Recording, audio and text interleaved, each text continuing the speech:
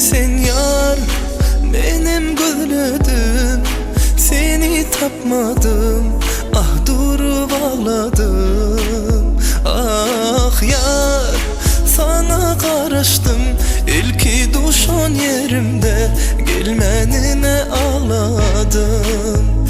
Dinlesen yar, benim gözledim, seni tapmadım, ah durup ağladım. Ah yar, sana karıştım, ilki duşan yerimde, gelmenine ağladım.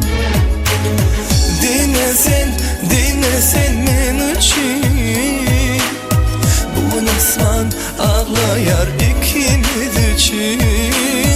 Dinlesen men için, gök asman ağlayar sevgimiz için. Uzatma ellerini, ayrılık almasın seni menden. Uzat mehribanım ellerini, yalnızlık almasın bizi.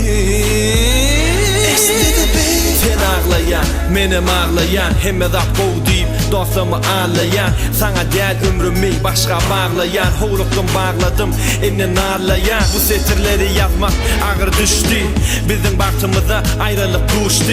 Söyleyeni düşünmedim düş mü kuş mu, giyecektin enne bazen kuş mu. Ön aytmalıdın ya hicam aytmalı, öngdümanın için senden dendim.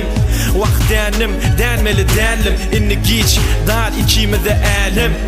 Sen gözlüm misli umman, nemetecek başka yönü dıman. Diğerler vaktin oğu lokman, yönü yaşar ömrümü seni unutman.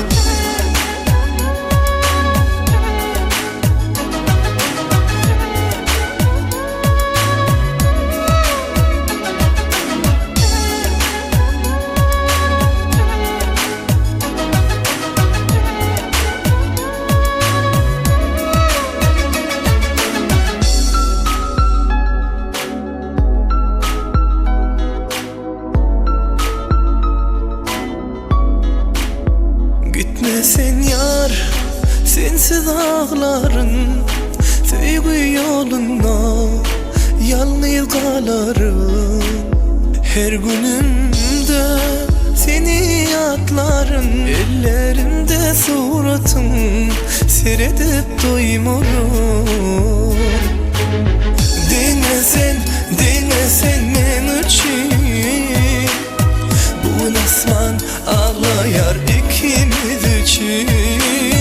Dinlesen men için, gök asman ağlayar sevgimiz için. Uzatma ellerini, ayrılık almasın seni. Uzat ellerini, ayrılık almasın beni. Dinlesen men için, bu nasman ağlayar ikimiz için.